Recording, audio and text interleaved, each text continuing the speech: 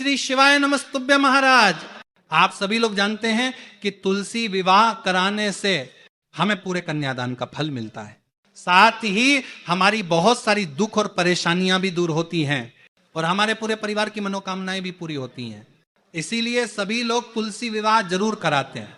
इसीलिए इस वीडियो में हम आप लोगों को देव उठनी एकादशी के दिन तुलसी विवाह कराने की पूरी विधि बताएंगे कि आप लोग अपने घर पर ही खुद बिना किसी पंडित को बुलाए तुलसी विवाह करा सकते हैं। आपको किसी पंडित की जरूरत नहीं है, आप खुद ही अपने घर पर तुलसी विवाह करा सकते हैं।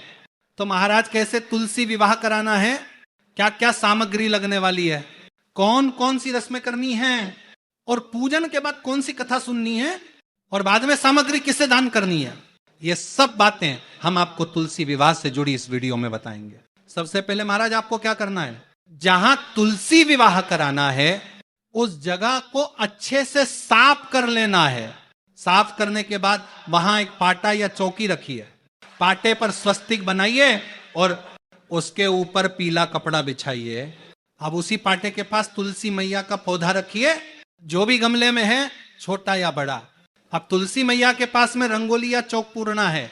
आप आटे और हल्दी से चौक बना सकते हैं या रंगीन रंगोली से सजा सकते हैं। 12वें अंतर में केला।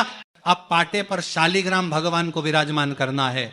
मारमान के लिए अगर आपके पास शालिग्राम है तो उन्हें रखिए, नहीं है तो विष्णु भगवान की फोटो रख सकते हैं। अब शालिग्राम भगवान का श्रृंगार कर दीजिए और उन्हें पाटे पर बिठा दीजिए। अब कलश स्थापना करनी है। पाटे के सामने थोड़ा सा तिल रखकर उस पर एक लोटा जल का रखें। लोटे में एक सुपारी, एक सिक्का, थोड़ी हल्दी, थोड़ा तिल और फूल डालिए। अब लोटे में आम के पत्ते लगाकर ऊपर एक नारियल रख दीजिए। ये आपकी कलश स्थापना हो गई। अब गणेश जी की स्थापना करनी है। गणेश जी की छोटी मूर्ति या फोटो को शालिग्राम जी के पास रखिए, क्योंकि हर शुभ काम गणेश जी के पूजन से शुरू होता है। फिर भगवान से प्रार्थना कीजिए, हे भगवान, अगर इस विवाह में हमसे कोई गलती हो जाए तो क्षमा करना। अब एक लोटा जल अलग से रख लीजिए और थोड़ा थोड़ा जल सभी पर छिड़क दीजिए, तुलसी मैया, शालिग्राम जी और गणेश जी पर। अब घी का दीपक जलाकर शालिग्राम जी के सामने रखिए। अब गणेश जी की पूजा कीजिए, तिलक लगाइए, फूल चढ़ाइए, भोग लगाइए।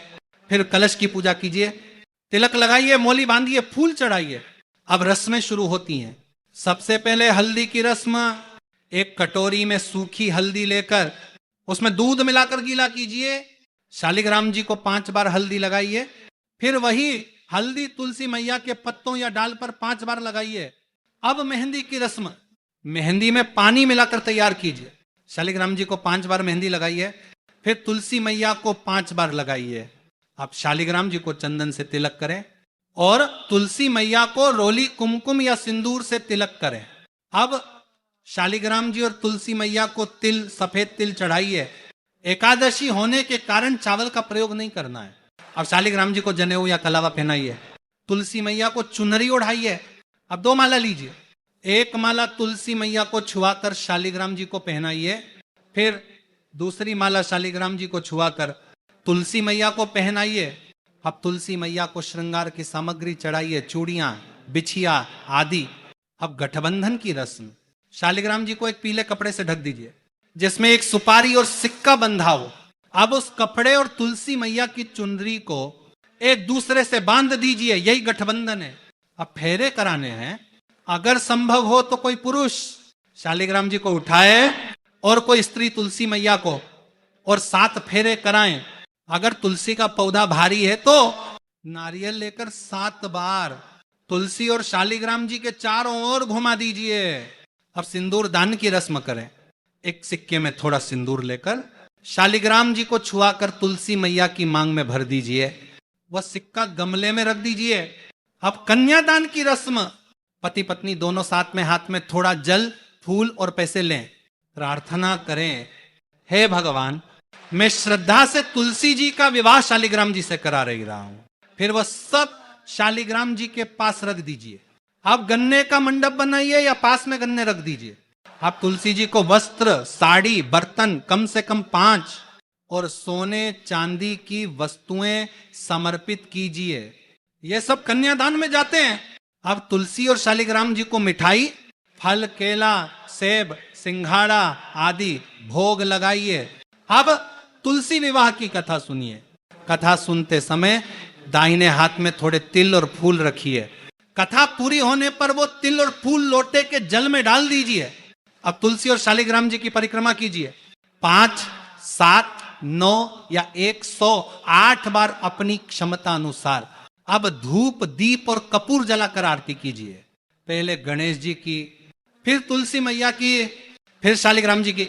आरती के बाद भगवान से प्रार्थना कीजिए, हे प्रभु, अगर इस विवाह में कोई गलती हुई हो तो क्षमा करें और हमारे परिवार पर अपना आशीर्वाद बनाए रखें। आता अब थोड़ा सा जल लेकर सब पर छिड़क दीजिए और जो भोग लगाया था वह सबको प्रसाद रूप में बांट दीजिए। विवाह की सामग्री जैसे चौकी, कलश, वस्त्र आदि अभी वहीं रहने दीजिए, उन्हें तुरंत न हटाइए। अगले दिन सुबह सुबह कलश का जल पूरे घर में छिड़क दीजिए और बाकी जल पौधों में डाल दीजिए। जो नारियल और कन्यादान की वस्तुएं हैं उन्हें किसी पंडित या गरीब कन्या को दान कर दीजिए। अगर शालिग्राम जी आपने मंदिर या किसी के घर से मंगवाए थे तो विवाह के बाद तुलसी मैया के साथ उन्हें वहीं वापस ले जाइए। अगर तुलसी मैया को घर में रखना चाहते हैं तो विष्णु भगवान की फोटो का प्रयोग करें। इस प्रकार महाराज तुलसी विवाह की यह विधि पूरी हो जाती है। तुलसी विवाह कराने से घर में सुख शांति आती है और सारी मनोकामनाएं पूर्ण होती हैं। अगर तुलसी विवाह में कोई परेशानी आए तो आप हमसे पूछ सकते हैं। श्री शिवाय नमस्तुभ्यम।